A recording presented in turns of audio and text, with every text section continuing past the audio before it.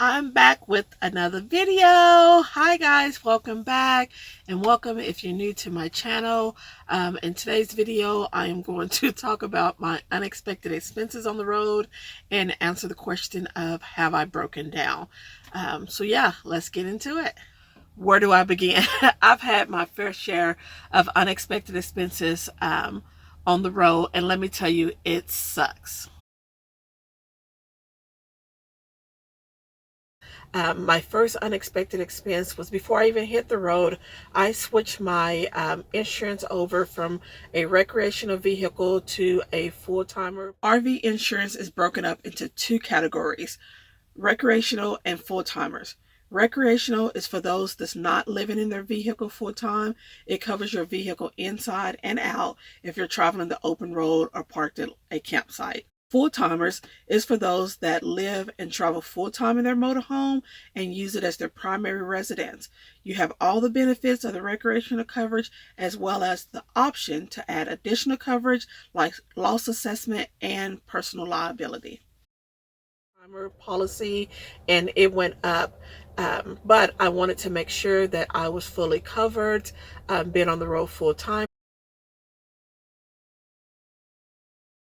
I have three wireless plans: AT&T, T-Mobile, and Verizon. When I hit the road full time, I only had one wireless plan, and it was T-Mobile, and it worked great even when I went to San Felipe, Mexico. But when I traveled to areas where I had no coverage on my T-Mobile, I picked up a Verizon Jetpack.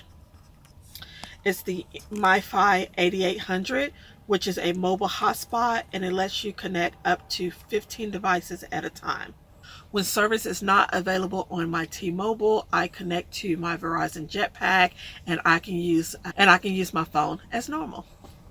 So I was feeling good. I had T-Mobile, I had Verizon.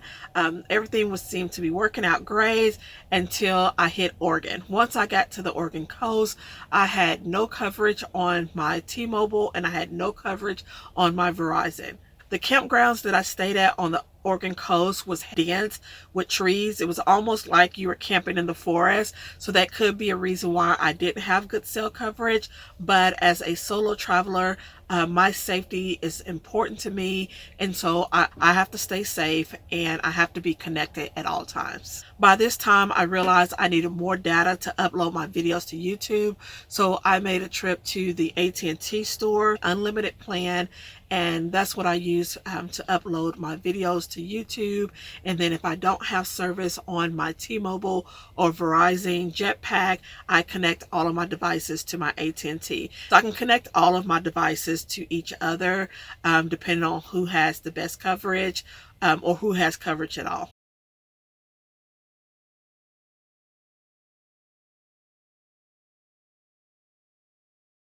And then I purchased a cell booster. A cell booster boosts weak cell signals in most cities and rural areas. And I did notice improvement when I installed my cell phone booster.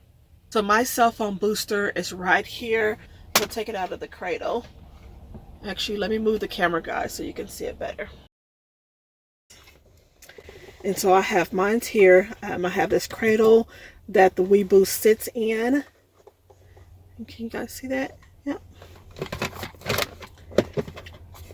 So this is the receiver and this is the indoors antenna. It comes on a 20-foot cord, so I can move it all around the van if I'm laying in my bed and I need a better cell signal in the bed. This particular model plugs in.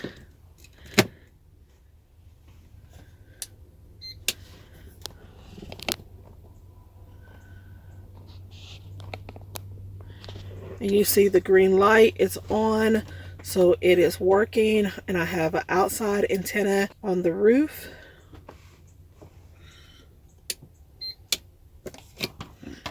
There's several options to choose from. I opt for the RV 4G booster kit. It has a sturdy, weatherproof outside Omni antenna, inside desktop antenna that attached to a 20-foot cord, a receiver, and it plugs into any standard outlet or can be hot wired to your battery. WeBoosts are pricey, but the stress that you will alleviate being connected is priceless, guys.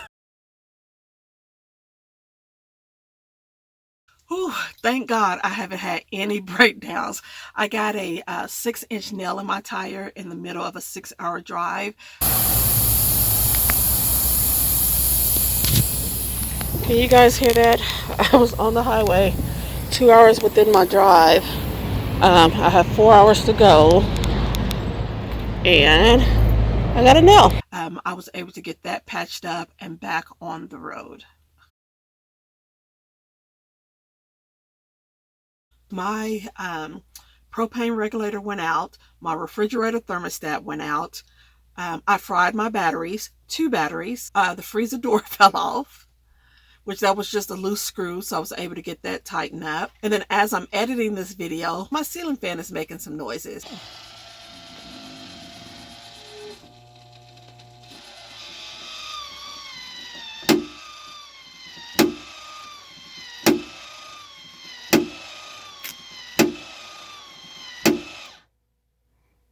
So I'm not sure what's going on, but I may have to get a new ceiling fan. Things break and go out in these vans just like they do in a sticks and bricks home. Now I check all my screws throughout the van to make sure that everything is tight.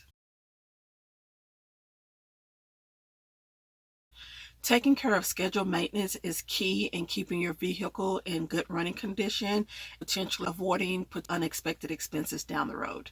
So some of the things that I take care of on the regular is my oil change, cabin filters, my air filters.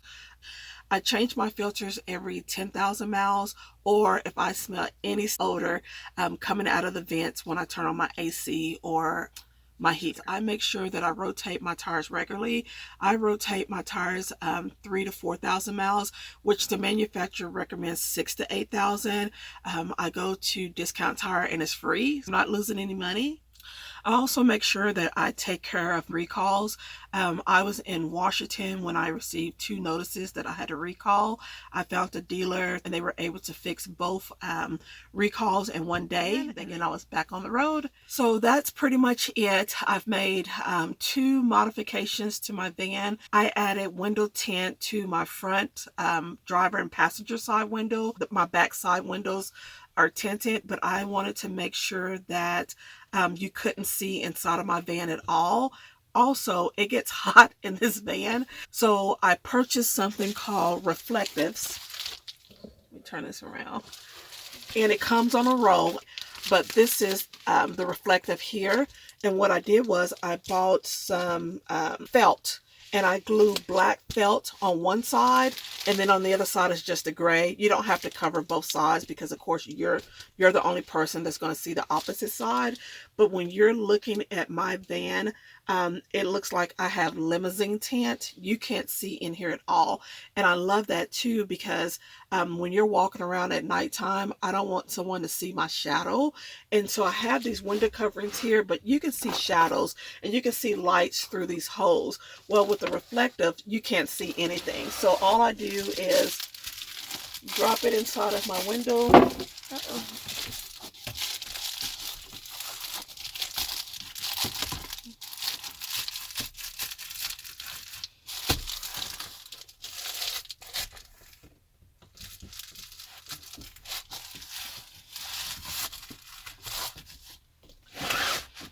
And it's completely dark. And so I will show you guys pictures tonight of what it looks like when I have all the lights on.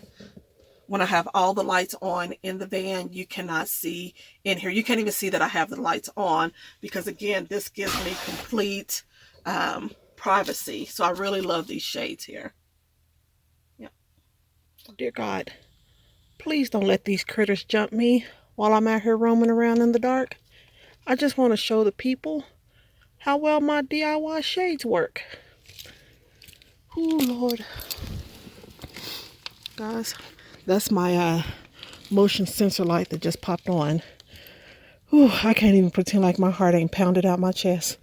I'm going to walk around the van because I want to show you how well. I'm so scared to step down. Oh, Lord. I'm praying those critters out here been and jumped me. You know how bugs like me. And I'm in the desert. Okay. Focus, Tiffany. What was I saying? Oh, yes. So I just want to show you guys how my how well my DIY shades work. Okay, so we wait for that motion sensor light to go off, and then I'm gonna show you this window. Hurry up, light. Whew, my heart is pounding. Oh, it may not go off with me standing here. Ooh, Lord. I'm going to walk around the van, and then we'll come back on this side because I didn't put the shade in. So I wanted to show you the difference in having the shade in the window and the shade not being in the window. So on this back window, you can see the frame. See the frame of the window? So you can't see any light. Okay. Try to get my breathing under control because I am so nervous being out here in the dark. So you see there's no light. You can't see any light. We'll go around to the front. Oh, God. Guys, I filmed this last night and I accidentally deleted the footage. And this is the front of my van. Okay. I'm just gonna have to stand here until it goes off because I need to show you that window. And you can see the blinds. Yeah, you can see the blinds. Oh God, please don't let nothing run up on me.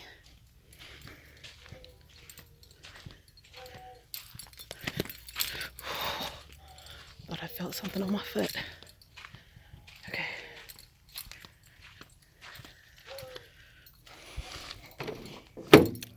Guess it helps if I unlock the door.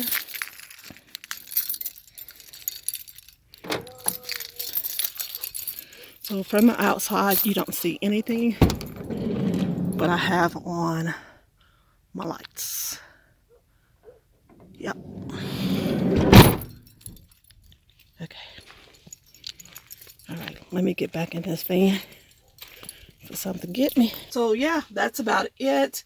As always, thank you so much for watching my videos. This was a question from part 2 of my Q&A video. I am working on a few more videos, but I'm actually have a special video that I mentioned to you guys, a cooking video. So I'm going to upload that right after this video. As always, thank you so much for watching my videos. I appreciate your support and I'll see you in the next video. Bye.